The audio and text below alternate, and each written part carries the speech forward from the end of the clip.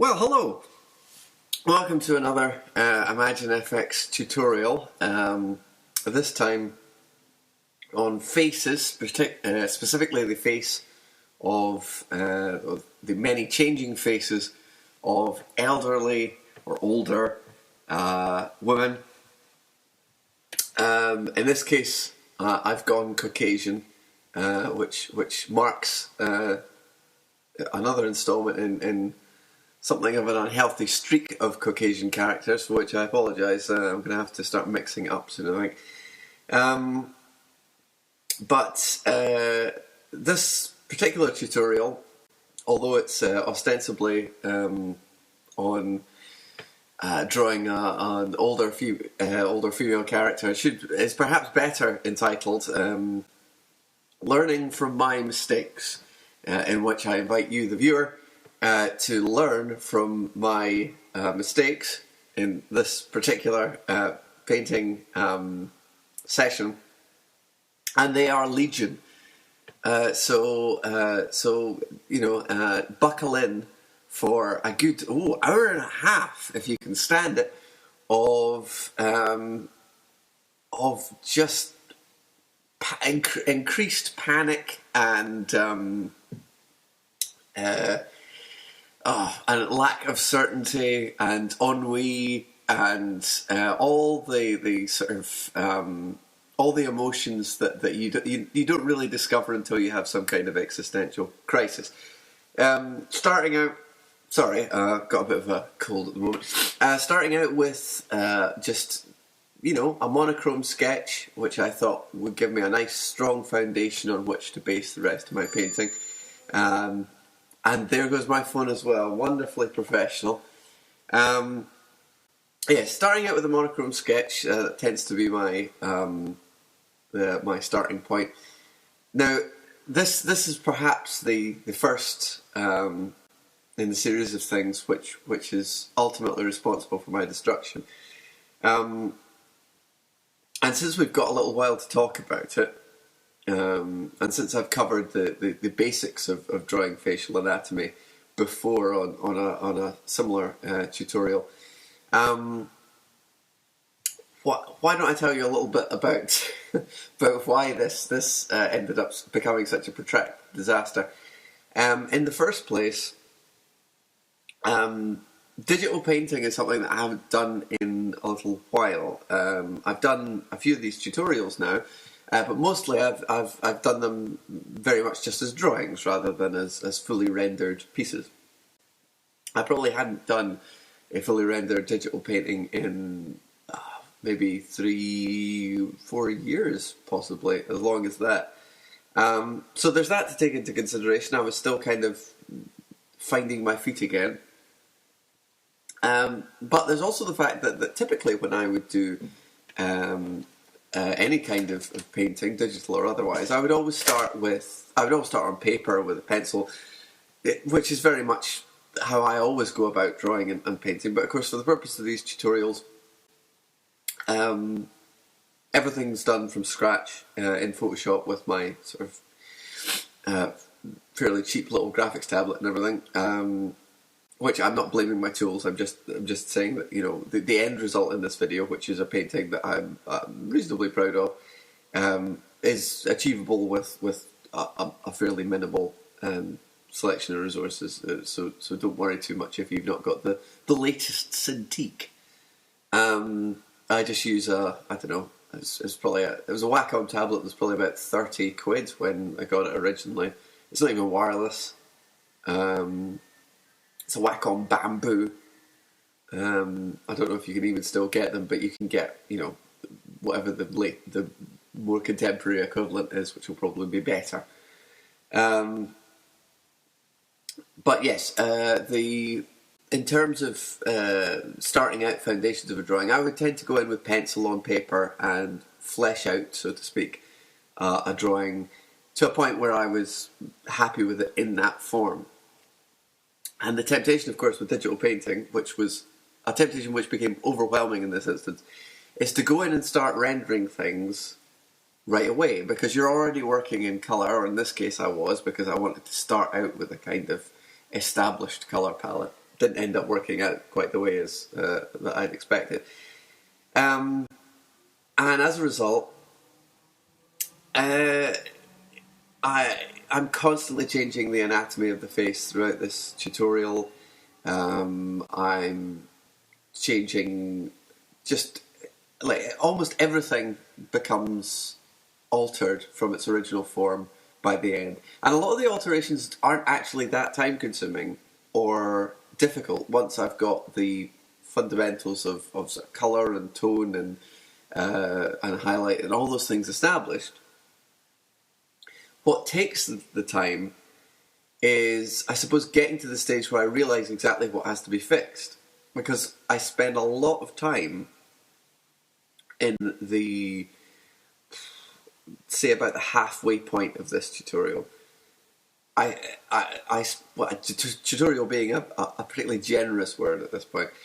I spend a long time trying to save that which cannot be saved. Poorly constructed anatomy, or at least anatomy that's inconsistent with the proportion of the face. Now, what I mean by that, in this instance particularly, is that, say for example, the mouth. At this point, as a sort of, as just a drawing, there doesn't appear to be that much wrong with the mouth. However, the more I render it, the more I begin to realise that I've kind of drawn the mouth from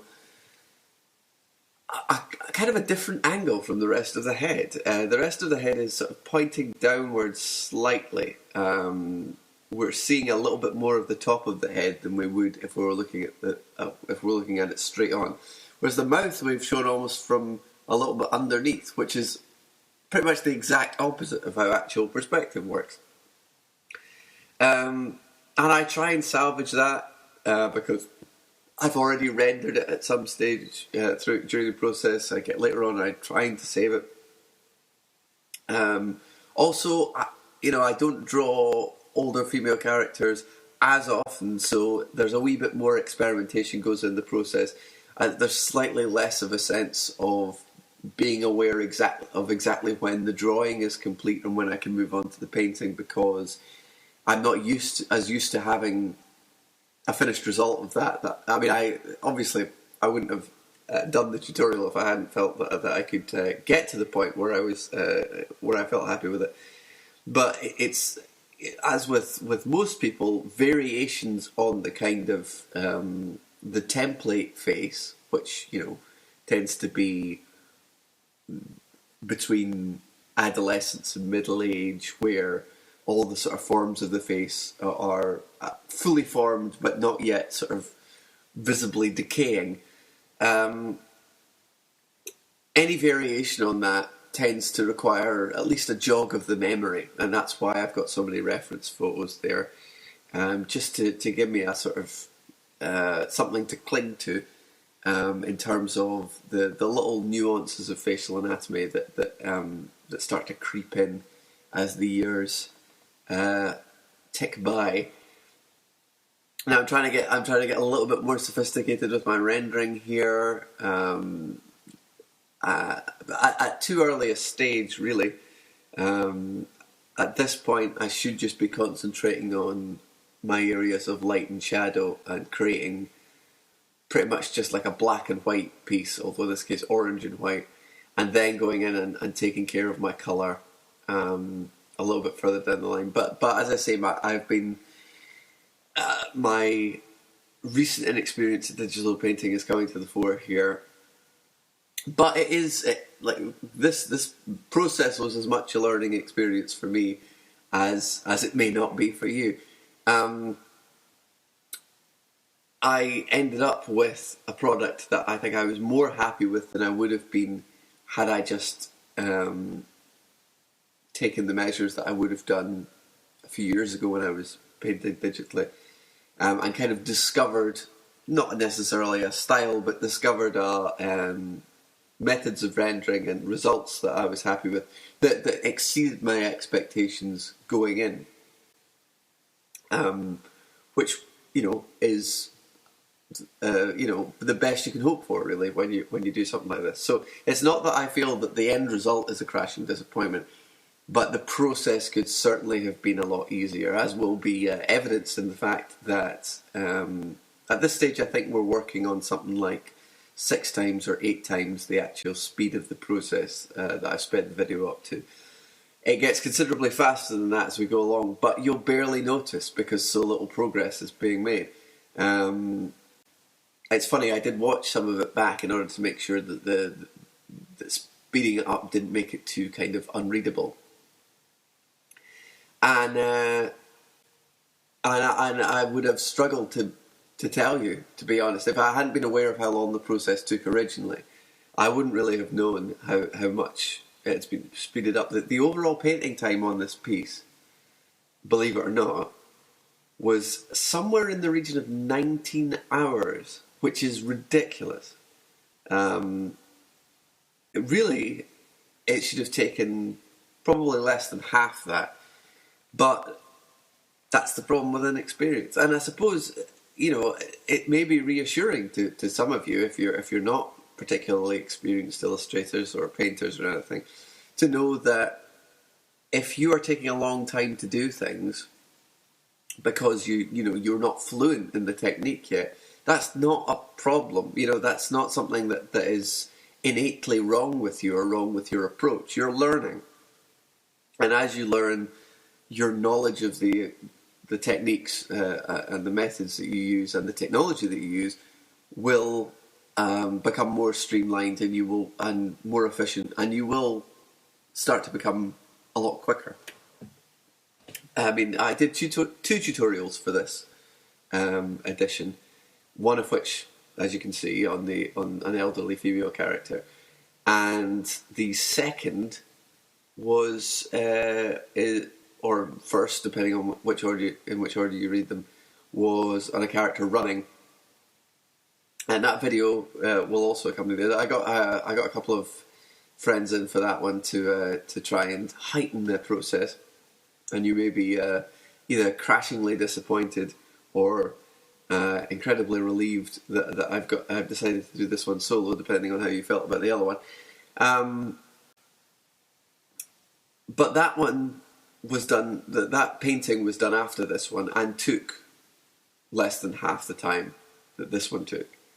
Even though arguably it was dealing with slightly more complex subject matter. Although admittedly the level of rendering was probably not quite so high.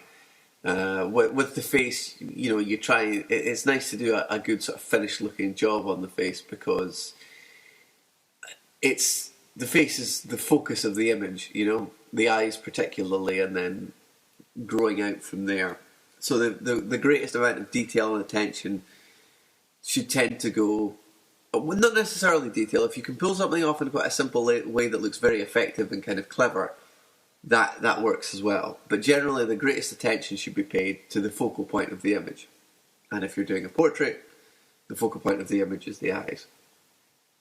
So you will see that those do become the most do have kind of the most attention paid to them. They actually change less than most of the other parts of the face, so may have less time spent on them. But the rendering and everything is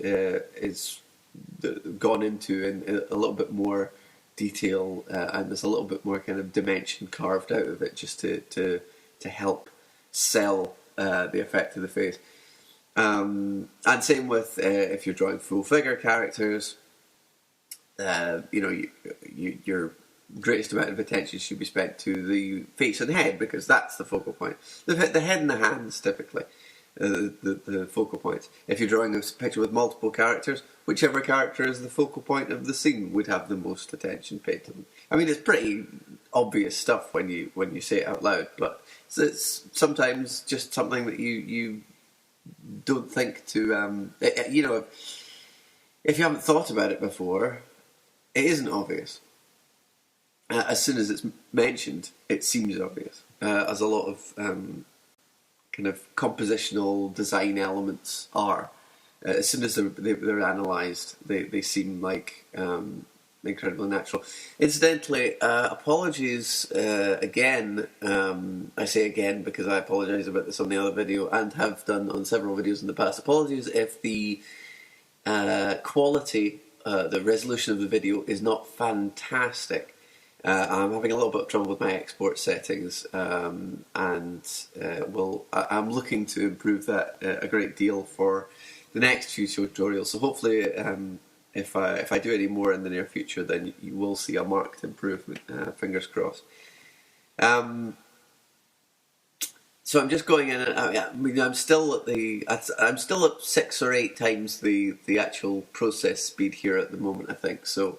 Because I don't remember spending a huge amount of time on the initial monochrome sketch, but I have gone in and sort of marked out areas of light and shadow in a relatively correct way. The face is starting to take on dimension. I've compensated for the angle of the light source by making the lower half of the face darker. Also compensating for the fact that the female face in particular, the cheekbones tend to be kind of the widest point. The cheekbone and the bone that comes out from the sort of at the side of the eye, they tend to be the widest part of the face, and the face tends to narrow towards the chin, but more than it would in the in a male face, where the musculature tends to be more prominent and tends to create a squarer, more angular look. Of course, with female characters, with elderly or older characters, the bottom half of the face does gain a little bit of weight by virtue of having extra fat towards it, sort of lowering towards it. But that will still tend to all pull down centrally and draw away from the cheekbones. So the face won't tend to get any wider around the sort of jawline as it approaches the ears. It'll all tend to fall towards the chin. The problem here, I guess, is that I'm, because I haven't drawn an elderly female character in a little while, I don't necessarily have the confidence to start making the shapes radically different yet. The cheeks, the muscles, the fat around the jaw, and the places like the nasolabial furrows or folds, those all kind of change quite dramatically, and the shape of the mouth and everything as the lips tighten and grow smaller. All those things do change quite a lot as a result of the aging process, and I'm kind of dancing around them here a little bit, not 100% confident to take the plunge and start really selling those forms as being radically different. I'm too preoccupied at this stage with structure. And the reason I'm too preoccupied with structure is that I very, very, very quickly just went in and roughed in the shape of the head right away and started putting in detail, eyes, nose, mouth, immediately.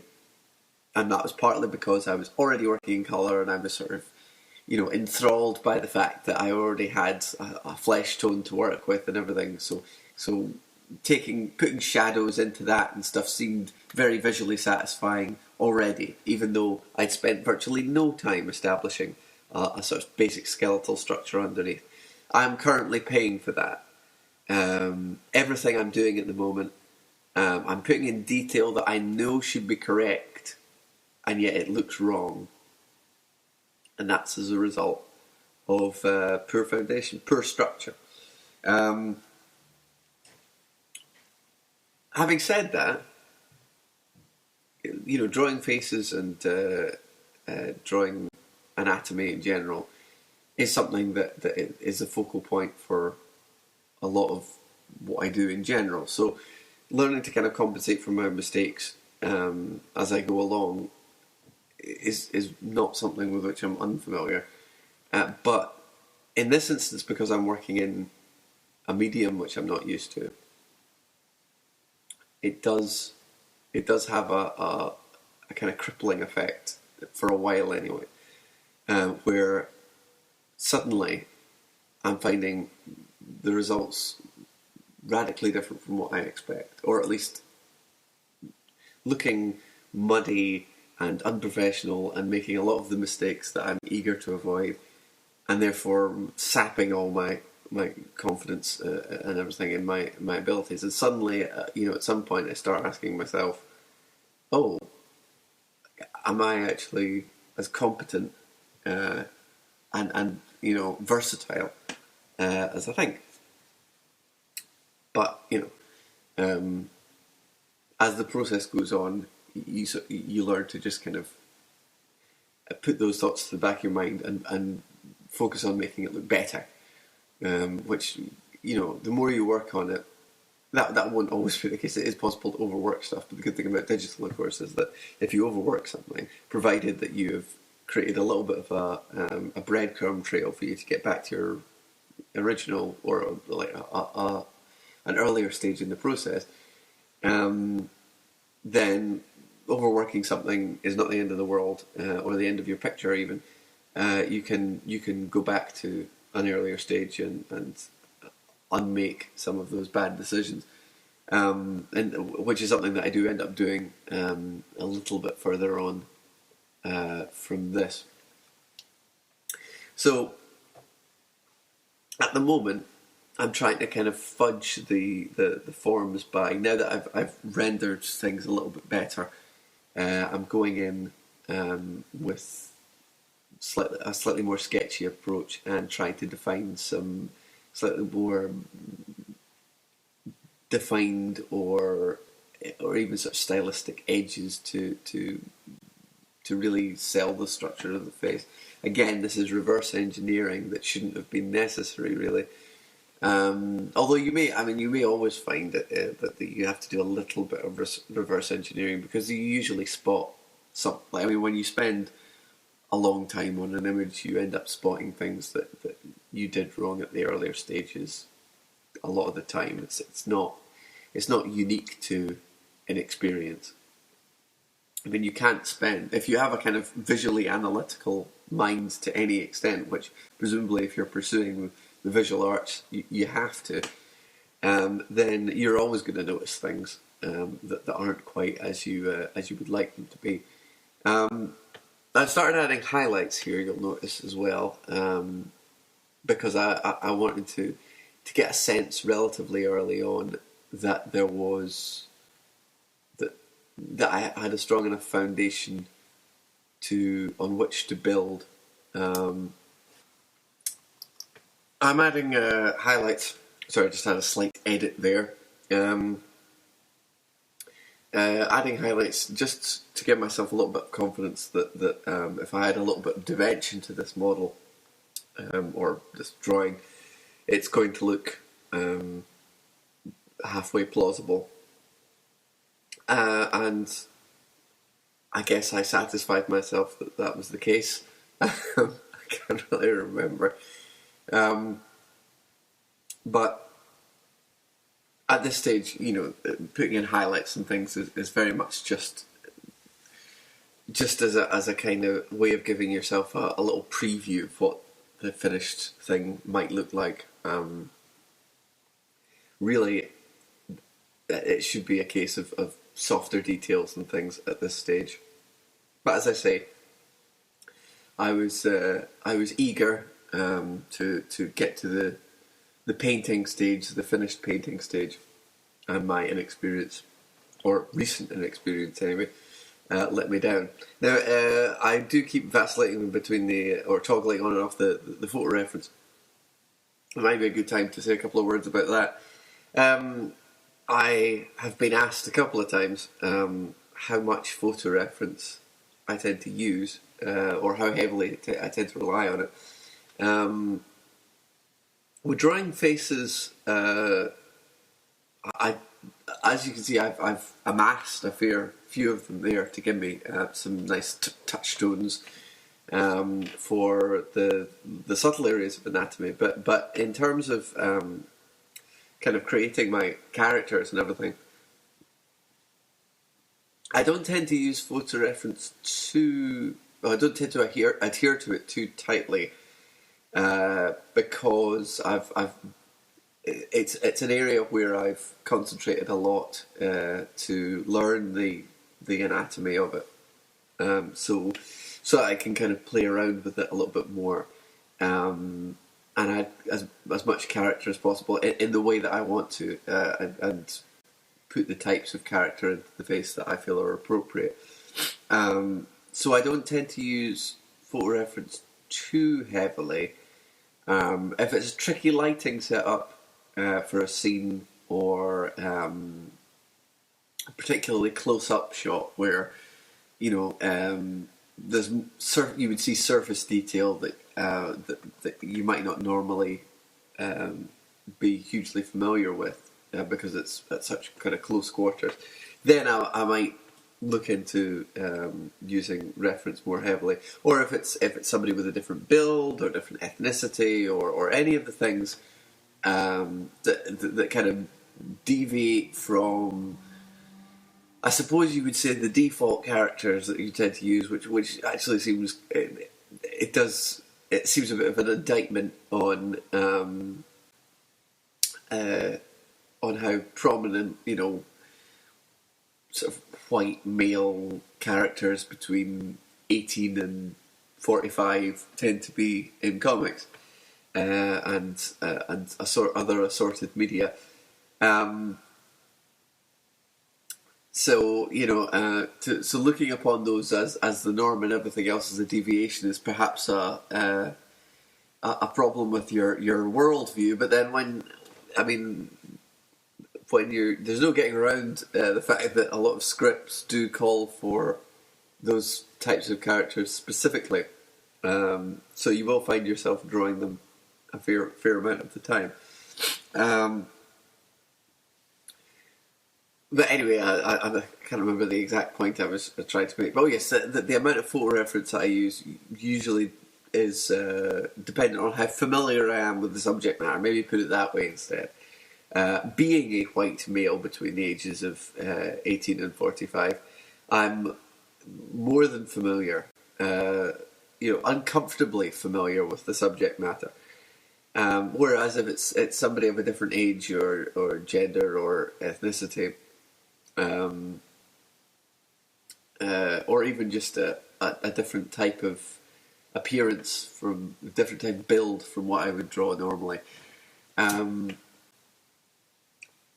then I will, look to my resources as much as possible, because nobody knows all the variations on the face off the top of their heads. Nobody is conversant in everything in art. A certain amount of reference material is usually called for, and if you don't use reference material when you're on unfamiliar ground, then more fool you, frankly. It's folly to think that somehow it's more kind of purist and I don't know, somehow altruistic to draw only from your own imagination, if you're trying to draw convincingly, because your imagination is more familiar with certain things than others, and if you're in a position where you're having to meet a brief, as professional illustrators usually are, then there's a very good chance that you will have to draw something with which or paint something with which you are less familiar. So get on it. You likely have Google Images or the many other search engines at your disposal. There's no shortage of reference material out there if you know where to look. Getty Images, Shutterstock. You don't even have to use specifically, reference images. You can just do a Google search or whatever and turn up all kinds of images that have been used in various capacities online that don't have the watermark of Shutterstock or whatever on them. As I have done here, most of my images are just pulled from fairly arbitrary searches. Well, not arbitrary, but I mean. The results were not calculated by me in advance. I just put old woman's face, I think, into. Some of them, I think I did search for specific people, and one of them is my grandmother. and if you can successfully guess which one, tweet me at JumbleCashback, JumbleCashback, and I'll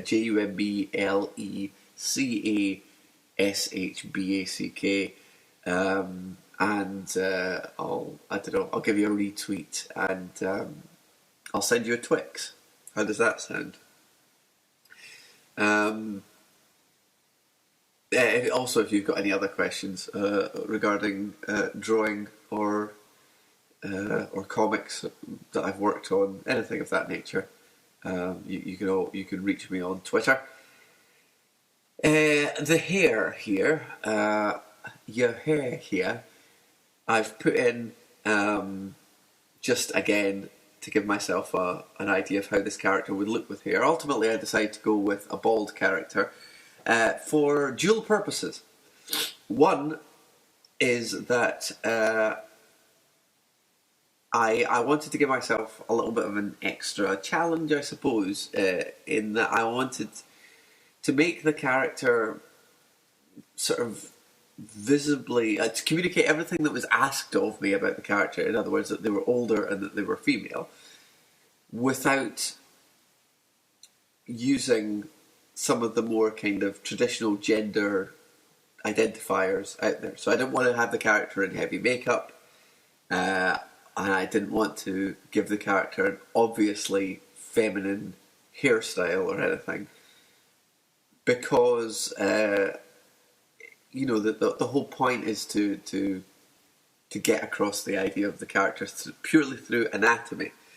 So if you're relying on hair to do the job for you, then it's a lot easier to make the anatomy more androgynous and everything. Obviously there's nothing wrong with having androgynous characters, and certainly the gender of your character is probably not the most important thing about them in terms of defining their characteristics and everything. That they will be defined by their experiences and their attitudes and all those other things.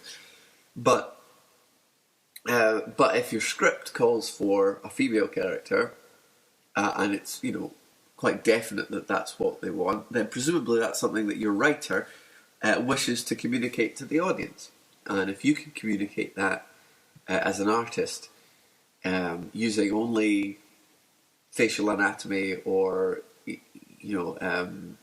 as few kind of visual cues as possible, then you're doing your job. The more easily and fluently you can communicate information, the better a kind of, I guess, storyteller you'll be. And that's if you're working in illustration or most forms of digital art, telling stories or communicating information that helps tell a story is typically one of your most important assets. So the hair was in there just because I wanted to kind of rough in an idea, just in case I fancied giving the character hair. I had a lot of freedom here to do that or not do that as I please. And whether or not I ended up relying on the hair was kind of a little bit of a hostage to fortune. If I felt that I maybe hadn't done quite as convincing a job with making the character clearly female with the hair, then I may, with the face rather, I may have gone in and added hair to help dig myself out of that particular hole. But I ultimately decided not to. The second reason, I did say it was for dual purposes that I decided not to give the character hair, was because, and this actually goes some way towards answering one of the many questions that I get asked on Facebook whenever a new one of these videos is in the offing. I always put out the clarion call to Facebook to get some questions from people that I might be able to answer on these commentaries and hope make the process a little bit less monotonous and maybe hopefully a little bit more informative as well. And as such, I've done so this time, and we have a question, I believe. Let's see. Well, we have a few questions, I think. but we'll start with one that is particularly germane to what I'm talking about now. Sorry, I'm looking for it currently in my Facebook feed. Let's see.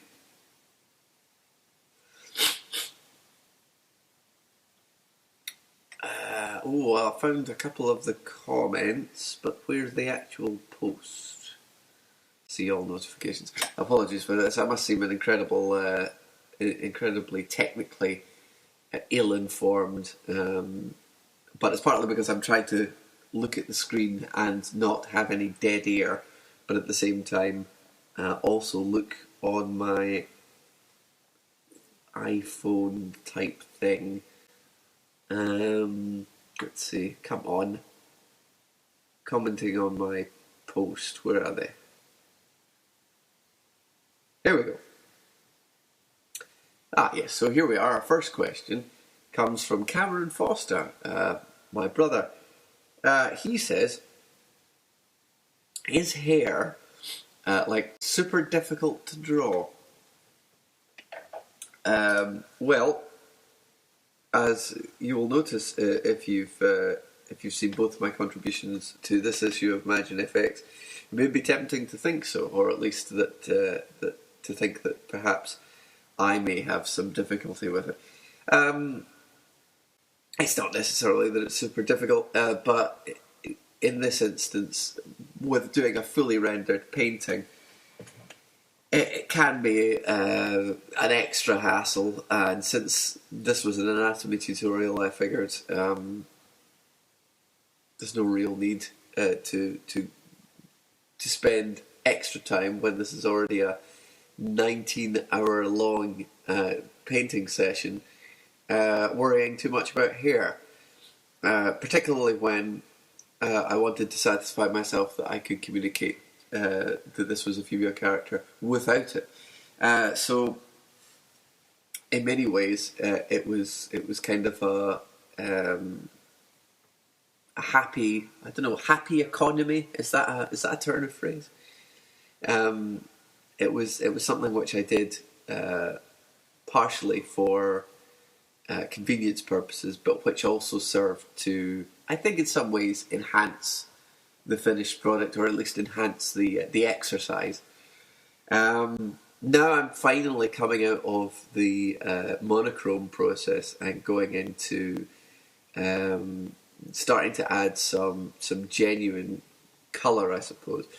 For the monochrome process, I just used the direct multiples. Apart from the orange that I put in the background, I used direct multiples of my flesh tone. The flesh tone I typically tend to use is multiples or divisions of a yellow value of 40 and a magenta value of 30.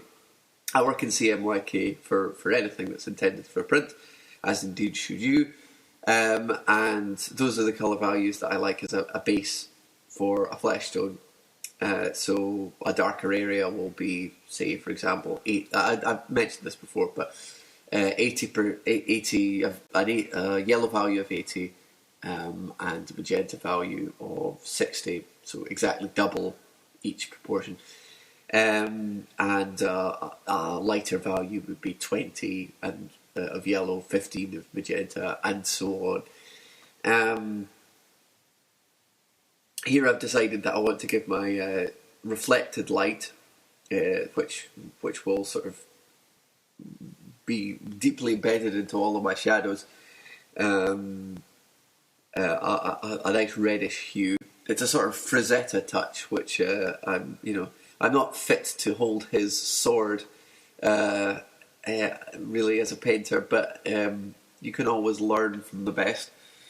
So I like to, have a fair amount of reflected light in the shadows. It does help to give the face a bit of extra dimension, I think, and give the painting a more sort of painterly feel, rather than just having regular deep black shadows. Apologies, my cold again. At this stage, I'm sort of starting to see hope for the image. but I have not yet realised that the light at the end of the tunnel is an oncoming train. There's much to do here. Looking at the time code now, I see that we're coming up for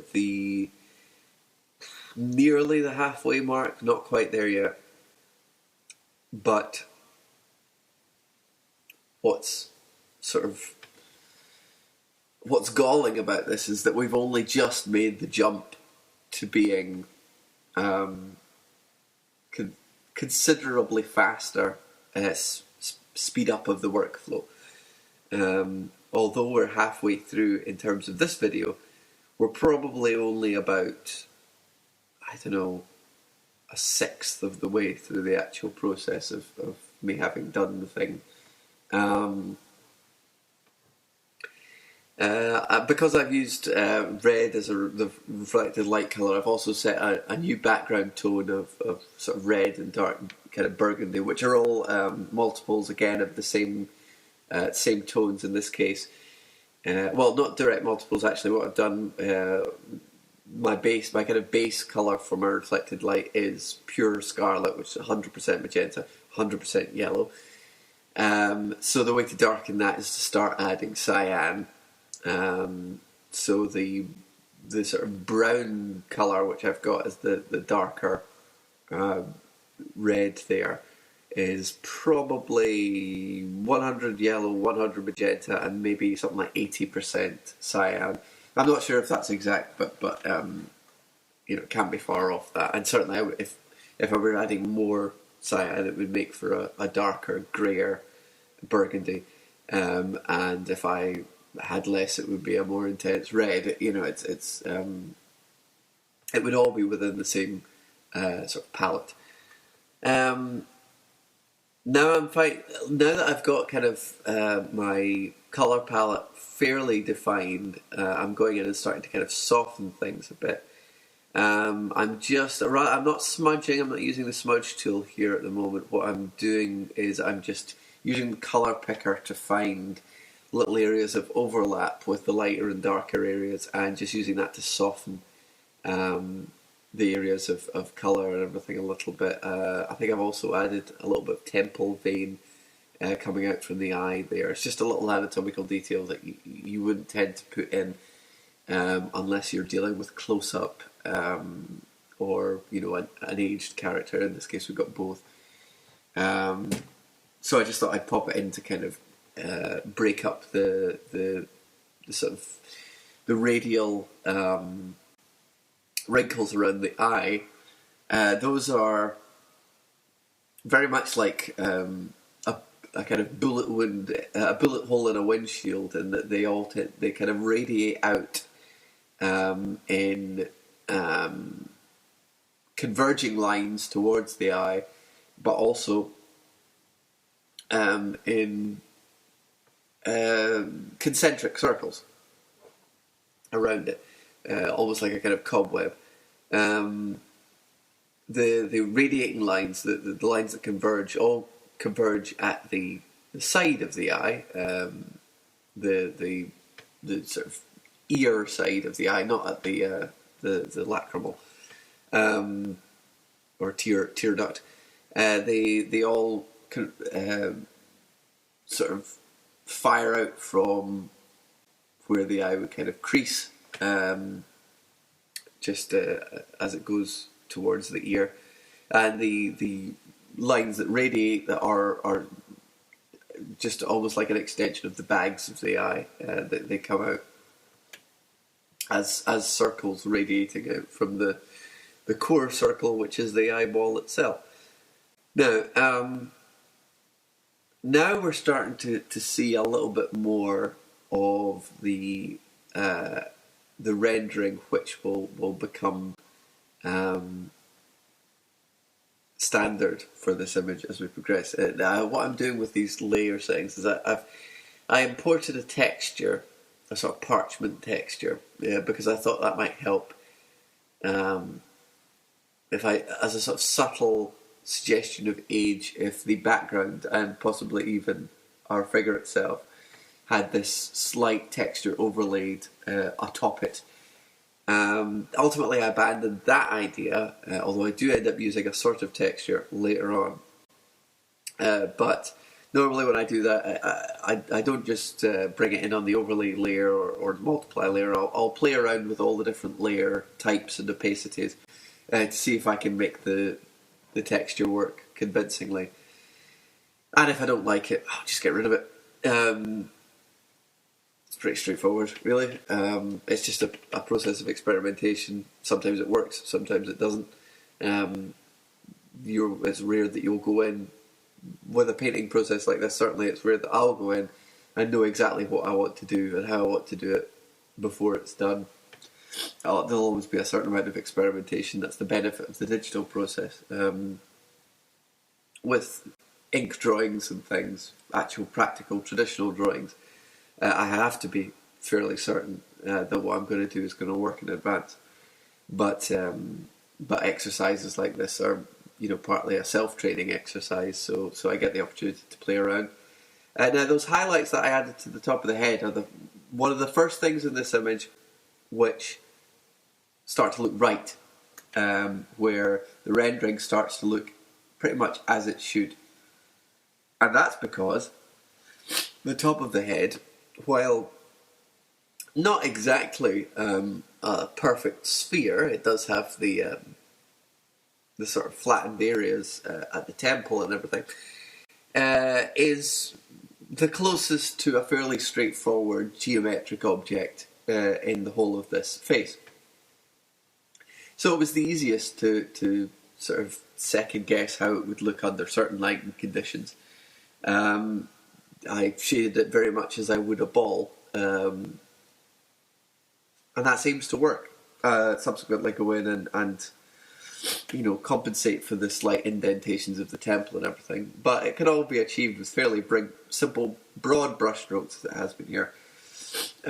Also now going in and starting to add a little bit of costumery to bump up the colour palette slightly, make it a little bit more visually interesting, break things up, give it a nice sense of design. After all, it's rare that you'll just be, unless you're drawing a portrait of somebody, obviously, in which case you'll have background elements and their wardrobe to add visual variety. It's rare that you'll just be drawing a face and nothing else. Usually you'll be drawing a specific character who has a specific design, or you'll be being asked to invent a character of your own. So in this case, even though it is ostensibly just an anatomy exercise, I thought, well, let's attempt to give this person some kind of character and context of their own. We've got a red background behind them, so let's try and break that up with some cooler colours in the costumes. And also, let's suggest that red background may suggest, some kind of science fiction, in which case this person, or science fantasy, and that's going to give the person a different set of clothing, and that gives us some scope for experimentation as well. This is maybe more the kind of concept art approach of just trying things out as you go along, rather than trying to authenticate one look which is pre-planned. So there's a sort of auto-writing kind of brainstorming, blue sky thinking, rhetoric-inducing quality to all of this. But the main emphasis, those details, as important as they may be to the finished design, the main purpose of them at this stage is to define exactly what it is, what areas I really have to flesh out and focus on in terms of anatomy and things. Well, if I've established a little bit of costumery and design that's going to cover up part of that, then that means I can take the emphasis off of those areas and just focus my full attention on those which are going to be displayed. So if I've got this sort of headdress thing, which I later devolve into just a kind of gemstone on the forehead, then that's one area of anatomy where I can economise. Same goes for the shoulders and upper torso, allowing me to purely focus on the neck, which goes on to be heavily revised towards the end of this video. But now that I've done that, here I can go in and start focusing purely on the finer details, getting the highlights and the areas of light and dark and slight variations in colour right. In other words, sort of getting it so that with each incremental stage you can look closer and closer at the image before you start seeing the brush strokes, if you like, before you start seeing the mechanics of the process and the inaccuracies and sort of fudged areas. So I'm going in and I'm adding a little bit more shadow around where the brow sort of comes down around the temple. And that's because I'm bearing in mind the underlying structure of the skull underneath the face. And with the skull you've got those big eye socket cavities. And they define a very definite direction for all of the sort of skin and fat and flesh and muscle that is underneath them. Although the form of that eye socket might not be immediately apparent when you look at a fully fleshed out face, it is still under there defining the forms on top of it. So you will get these shadows that do reflect that slightly. The broader shadows of the face will conform largely to those of the skull, as is being sort of worked in on the cheekbones there as well, with the obvious exception being the sort of nose and mouth, where completely new forms are borne out by cartilage and muscle, which, you know, provide the sensory apparatus. The ears as well, obviously. The sensory and communicatory apparatus on the face does create its own completely distinct forms which deviate entirely from those laid out in the skull. But all the areas around them, the cheeks, the temples, the brow, the sort of areas around the eye, the jaw, all of those things are very much defined by the skull. So having a good knowledge of skeletal structure, or bone structure in the face, helps immeasurably. This cheekbone, it's funny how often I see there's one little anatomical mistake that a lot of people make with cheekbones, and that is not to realise that the cheekbone, although it narrows, does basically continue right along back towards the ear. It forms a fuller shape, just under the eye and towards the jaw, but then tapers a bit and plateaus into a kind of more, I don't know, not cylindrical shape, but just a thinner, nimbler shape, and curls around towards the ear, and that sort of becomes the bottom border of the temple, the upper border of it being just at the kind of peak of the eyebrow, which is why the highlights on the face here are at their strongest at the peak of the eyebrow, heading up towards the back of the head, because that's the upper kind of temple border, and at those borders, the bone of the skull is slightly more kind of protruding from the base, spherical shape. There's that slight edge to it, which means that the highlight kind of adheres to that a little and goes back towards the back of the head, and also around the eye, where the cheekbone is more prominent. All those kind of border shapes or border kind of lines tend to be where the highlights are picked out the most strongly. Now I'm just on the verge here of making the kind of revelation or having the revelation, which is made with many people who are circumstantially inexperienced with painting or doing more fully rendered images, which is the thought starting to enter my mind of, oh God, what have I done? Things are starting to get very over-rendered. It's starting to become far, far more masculine looking.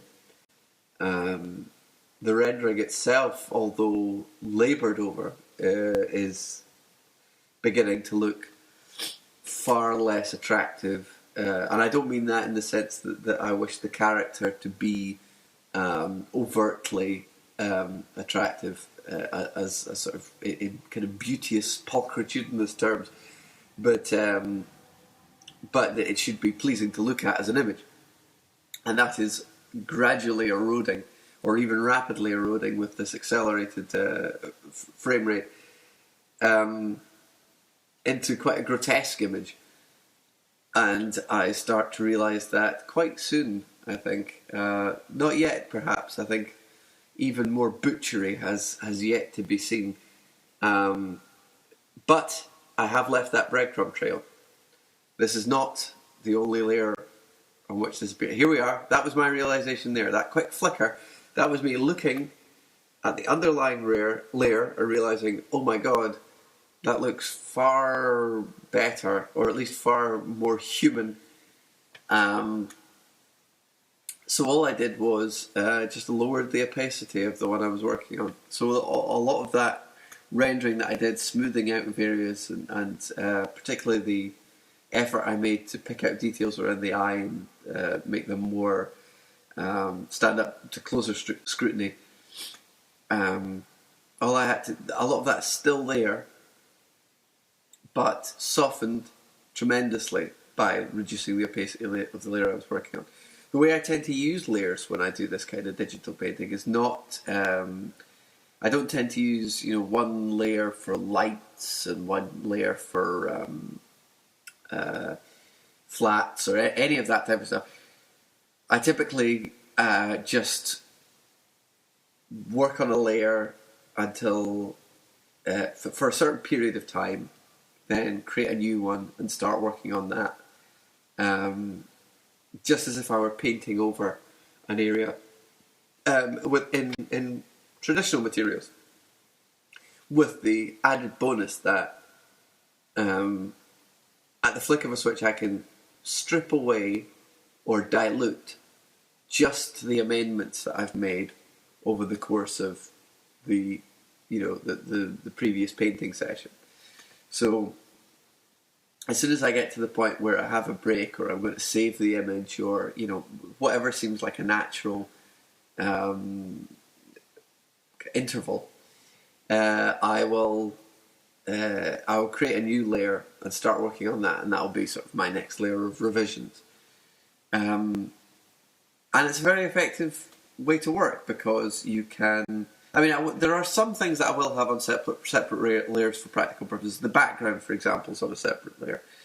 And usually, if I'm doing something with flesh tones, but also kind of reflected, well, not necessarily flesh tones, but if I've got something where I've got either multiple light sources, or I've got colours being reflected in shadows and things, I will have different sets of layers for that which is in under one light source, and that which is dictated by reflected light. So if I were doing this in the more streamlined process that kind of evolved out of this, I would have all those flesh tones on one layer, or one series of layers, and I would have all the reflected light, everything from the kind of the darkest point and the darkest borders in the face, everything from that would be on another background layer. So I could change the set that I could go to the edit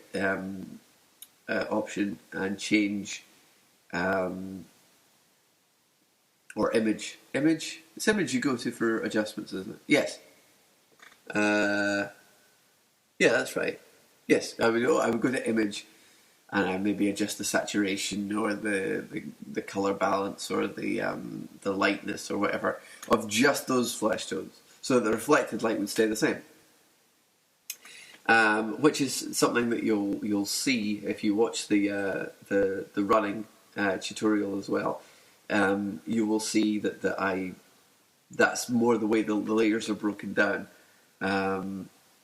Whereas here I'm still kind of messily fumbling about in the dark trying to find an approach that works, so I haven't necessarily thought to make all those preparations right away, because it only really works if you've actually made those preparations from the get-go.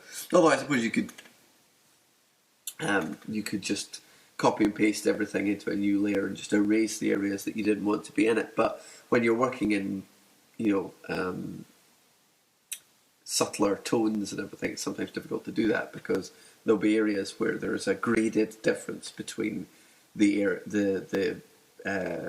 default flesh tones and the reflected light flesh tones and everything. Anyway, it's all a bit dry and boring. It might be a good idea at this point then to look to Facebook to see if there are any other questions waiting for me on the process of drawing old women's faces. Let's see.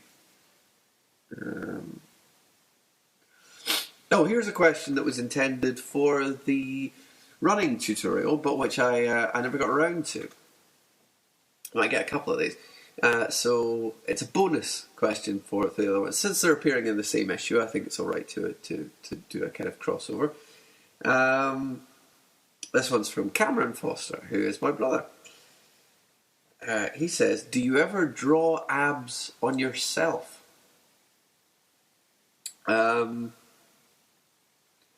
That's a bit of a personal question. I'm going to say no. No, I don't do that. Let's move on. Do you think there would be artistic merit? This is from Jack.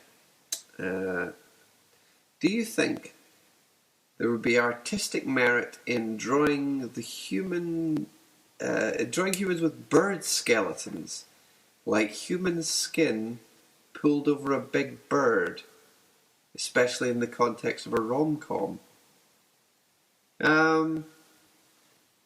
I'd say artistic merit, quite possibly, Jack.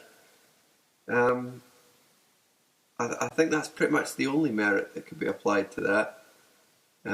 Certainly, not there would be no merit of it in terms of entertainment, psychology, ethics, or even just basic human decency. I think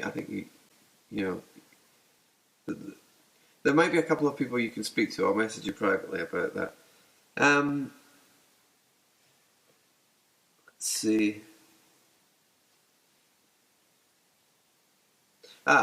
Here's another one from Cameron Foster. With the recent hoo-ha, and he goes on to say entirely justified hoo-ha, with the recent entirely justified hoo-ha around the depiction of women in comics, to what extent do you feel the need to modify your practice? This is more like it. Do you think that you will get to a point where you need to make any adjustment to the way you draw men? That's a very good question.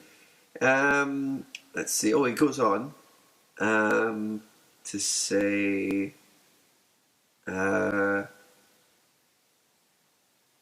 see, any adjustment to the way you draw men with specific reference only to your own work and taking into account your entire canon. Which superhero do you draw with the biggest junk?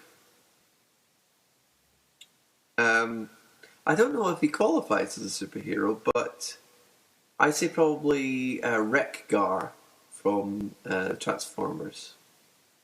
Now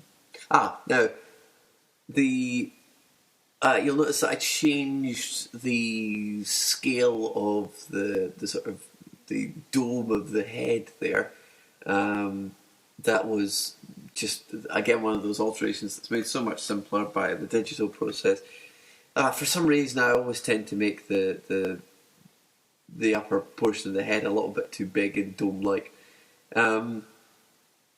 I also softened my rendering a little with the not with a blur tool, but actually with I went into the filter options and chose, what was it?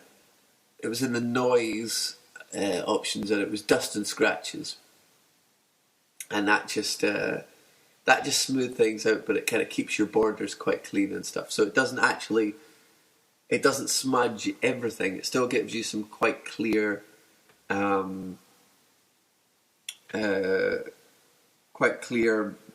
changes in color and tone, but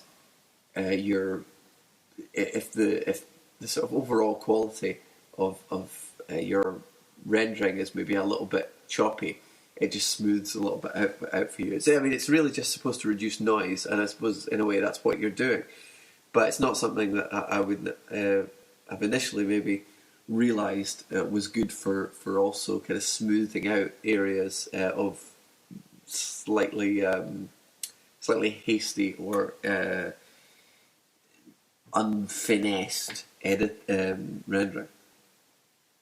Let's see. I think that's mostly it for the questions for the moment, other than the general broader question, which I was asked from a few people about the use of photo reference and how much of it I tend to use. This is an instance where it might have been beneficial for me to start with another resource which I use quite frequently, which you'll notice if you've seen my running tutorial or several of my other tutorials in ImagineFX, which is Daz Studio. It would have been handy for me to have put in a little 3D model as the foundational basis for the kind of skeleton of this character. Just to have avoided any of these little things like, slightly too bulbous heads or wrongly perspectived, wrongly foreshortened. There you go. Wrongly foreshortened areas of anatomy, like the mouth and everything. As it stands, I don't know if it would have made things any quicker, because, like I say, a lot of the faffing about in this particular session was due more to the fact that I just hadn't done it in a while and was kind of remembering how to do everything as I went along. But in a way, that was quite helpful in the sense of creating a tutorial, because it refamiliarised me with many of the things which I might have just done as a matter of instinct before and wouldn't have thought to mention. Here I've started to notice that the jawline is a little too wide under the ear, which is something I do go on to revise. I do like to add those little fringe highlights around the side of the head and the eye and everything. I think it gives it a nice sense of 3 dimensions and kind of there's another light source going on. But it's worthwhile remembering that if you're adding a sort of secondary light source and creating those fringe lights or sort of reflected lights or highlights around the edge of your character, you must remember that they also conform to the rules of 3 dimensions, so will grow wider and intenser, with rounder areas and everything. They won't just be one evenly weighted line that goes round the whole side of the image, and it will die out as the anatomy sort of curves away from the light source. So that's something to bear in mind, I suppose. Let's see what else is going on here. I'm just kind of fleshing out that the little bit of costumery again to suggest anatomy underneath it, which is something that again goes on to be revised, because the shoulders, although I wanted to create a bit of a kind of hunch to this character again to suggest age, I've beefed up the trapezius muscle in the back a little bit too much, and the one of the shoulders, the one of them's a little bit too big, the other's not quite big enough. It's a little bit uneven. The neck anatomy is considerably inaccurate, which goes on to be revised as well. That sternocleidomastoid muscle should not be deviating off towards the middle or even outer end of the collarbone. It should be heading firmly in towards the clavicle. But don't worry, that's all going to get sorted, as you will see if you've bought the magazine and haven't merely somehow nefariously followed the link to this video through having gone into the newsagents and looked at the magazine and written the link down. That would be very poor form. And if you've done that and you're now watching this video, then it may torment you to know that I'm currently shaking my head in a very disappointed way. I just want you to think about that, and then go out and buy the magazine. In fact, buy 12 copies, and send 11 of them to me, so that I can sell them on at conventions. And then think about what you've done. Moving on to the cheek now.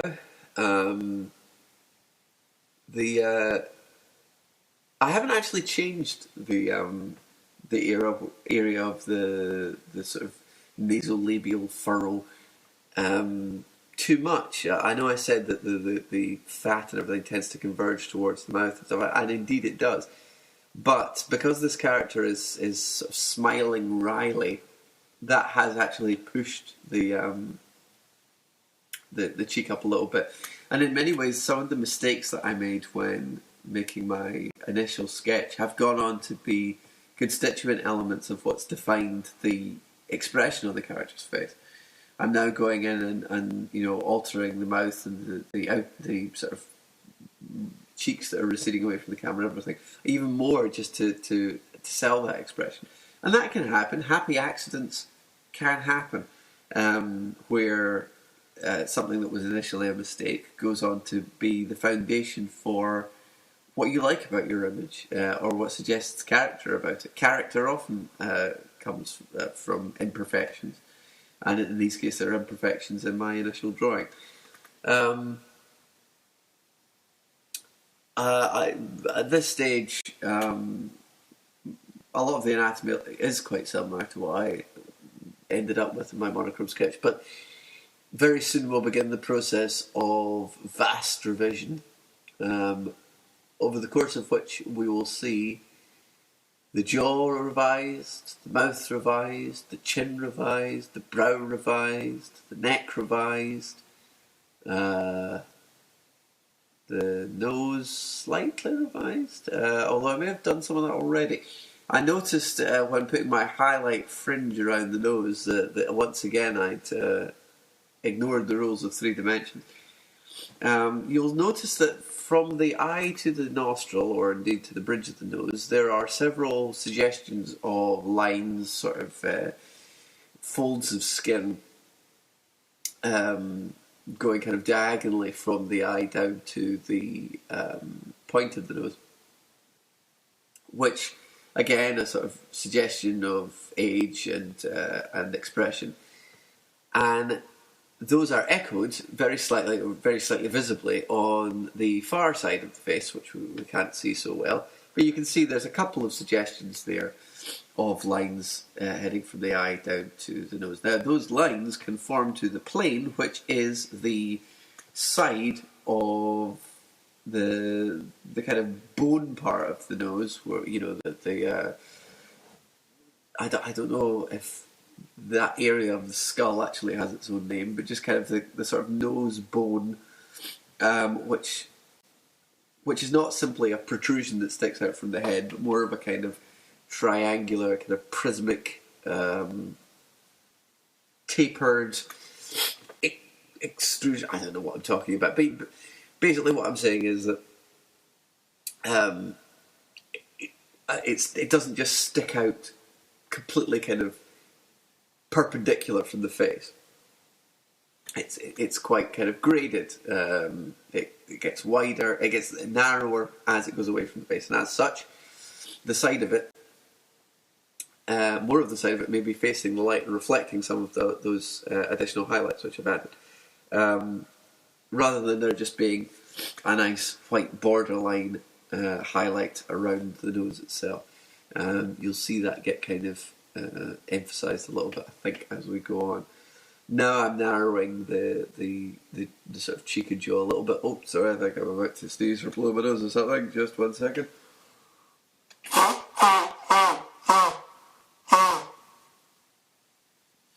Oh dear. Well, hopefully I'll have had the presence of mind to edit that noise out. If not, then I apologise for indicting you earlier for the possibility that you may have watched this video without buying the magazine. That sound is punishment enough, I think.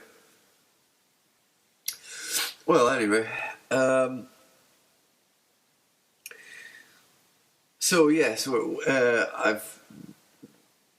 really trying to narrow the chin and the lower jaw to help sell some degree of femininity in this character now, and adding those thicker borders. There's a principle going on here which I haven't really touched on yet about shadows in general, which is that there will be a point in your shadow, and I can't remember what it's called, which is terrible form. Hang on a minute, I'm going to look it up. I don't want to be so unprofessional. Let's see. Yes, there are different areas of shadow that have different values and are differently named. I remember the penumbra, but I can't remember which area that is. I think it's maybe the sort of hinterland of reflected. I can't remember. Right. Let's see. Areas of shadow.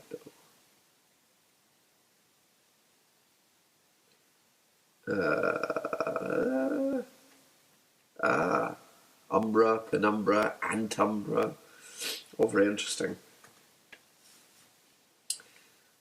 Yes, I do often forget their names and things. When you're working visually, you rarely have recourse to actually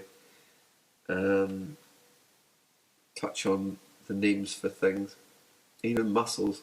Although learning the names of muscles does help you remember them. Let's see.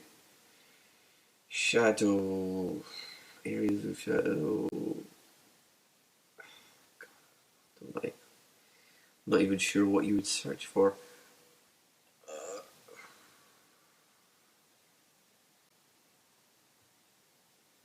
No, I don't. Shadow of Mordor. Anyway, terrible.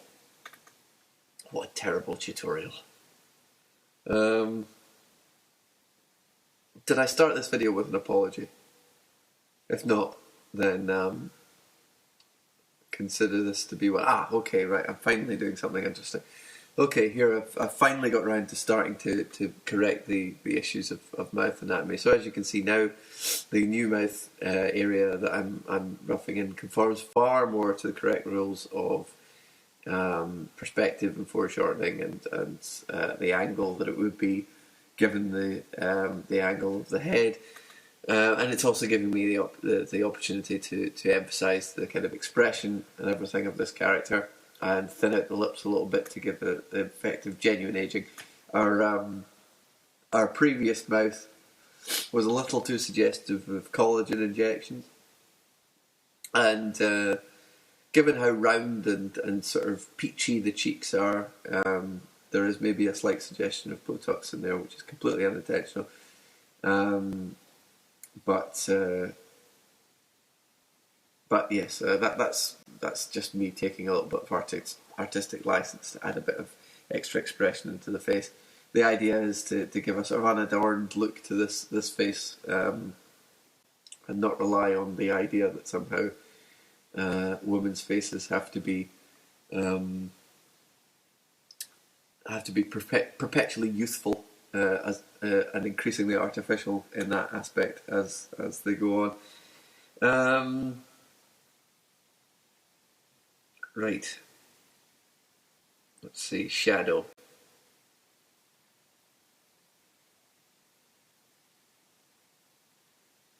Shadow regions. Now that might be it.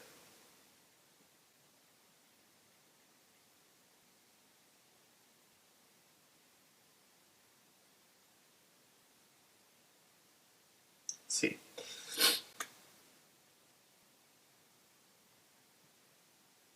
Yes, here we are. Right, the umbra. The umbra is the darkest point in the shadow, and the penumbra is the sort of area of, I guess, reflect the area which is not as dark. Sorry, this may not sound. This is not particularly classical as an instruction course, which I apologise.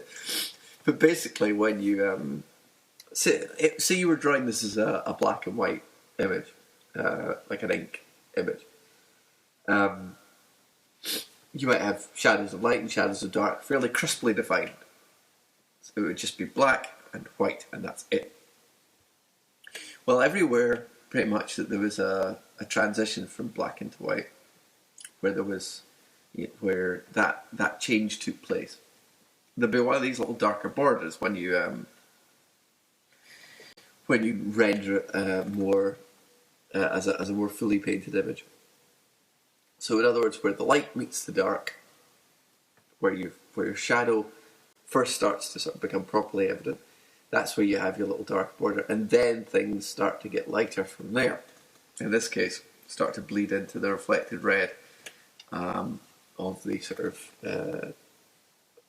the other kind of suggested light source. Now, typically, you're really supposed to have cool colours on kind of one side of that border, and warm colours on the other. Here, it's pretty much all warm colours.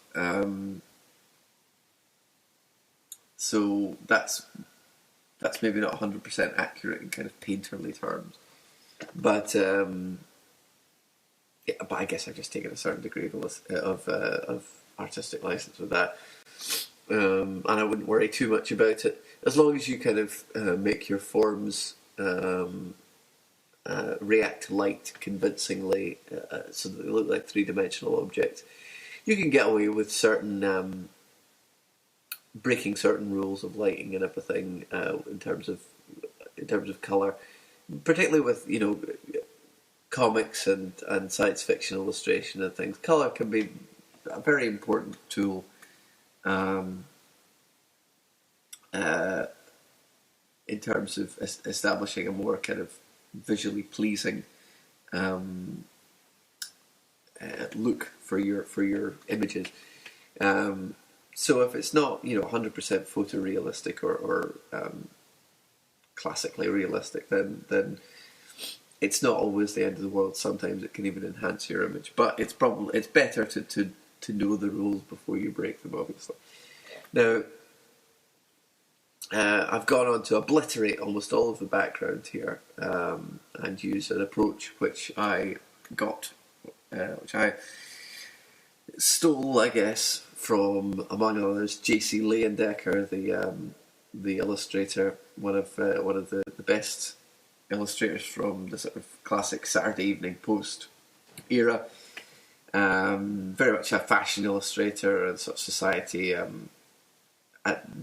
advertising illustrator, and just kind of giving a kind of textured whiteout for the background, which gives your characters the ability to stand out, and all the colour to stand out, and all the focal points of the image to stand out, whilst at the same time not just having them on a plain white, very sterile looking background. There's texture in there, and there's the suggestion of context. And we will go on to have elements of that background which I'd peek through a little bit. I added this scepter just as a way of, first of all, making the pose of the character a little bit more kind of interesting, because it was, as my brother pointed out when he first saw the image, a little domestic, a little bit boring. So the scepter is there to kind of suggest that is because she's leaning on that, and and since it's sort of slightly science fantasy looking, that kind of brings the whole thing together a bit. Now what I'm doing here with that sort of grey radial effect that I'm using, I'm just using the paint bucket on a different image, an RGB image, and using the gradient tool to create a sort of grey sort of sunburst effect.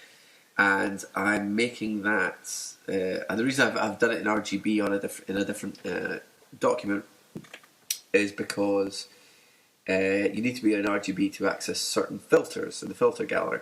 In this instance, one of those filters is one of the grain options for clumped grain, and it's in, I can't remember where it's in, but one of the filter options is grain, and if you go into the sub options, you can use clumped grain instead of sort of more uniform grain, and that has the appearance of film grain, which when put on an overlay layer will create, without changing any of the colours you've used, that your colour palette remains as you intended it. But oh god, oh, sorry, another sneeze there for you non-subscribers. Oh, oh, I do apologise. Again, hopefully I'll have the presence of mind to cut that sound out, but if not, consider that penance for not having bought the magazine. If you have bought the magazine, then I deeply apologise. Again, contact me on Twitter, and I don't know, I'll send you a Twix as well, subject to stocks, and I'm not one in 1,000 of you contacting me on Twitter and demanding Twixes. I'll set the rules here. First 3 of you to respond with your with your name and address. Yeah, put your name and address up on social media, not just social media, but on Twitter. I'll send you a Twix. But yes, Twix or no Twix, you have my humblest apologies for that sniff as well. Oh God, I am sorry. This is my own form of penance for having faffed around on this painting for so much. It's been an intense week. Oh dear. Right, narrowing some of the shoulder areas and back muscles just a little bit to again help sell this character as female. Female characters tend to have less broad shoulders and a longer neck. I think I pretty much managed to sell the face. Oh, there we go. Cheeky little touch, adding the reflection of the shadow of the photographer into the reflection on the cane, even though I didn't use photo reference for it. Isn't that clever and funny? Yeah, I've softened the brow as well. That's another thing I've done to suggest femininity. The brow was a little bit angular, so I rounded it a little bit. Narrowed the jaw and made the chin a little bit smaller and narrower. And I think I'm about to go in and tackle the neck as well, because the wonderful, highly respected and rightly so comic book artist Louis La Rosa pointed out that there's maybe a little bit too much beef in those shoulders and in the traps on the back. So I've narrowed those a bit, and I've used it as an opportunity to correct the neck anatomy, which was very poor. Like I say, sternocleidomastoid muscle should not have been deviating out towards the shoulder. Always comes in and tapers in towards the sternum, and just adding a little bit of turkey neck in there, and sort of neck wrinkles. Um, we're coming to the end now. I mean, there's still a wee bit to go, but this is all kind of wrapping up. As you can see, we're in the refinements stage, and you'll notice that a lot of those changes that I made to the anatomy, the bigger changes, like changing the brow and the jaw and the chin and the mouth and all that and the neck here, were all done relatively straightforwardly, relatively, I suppose, quickly.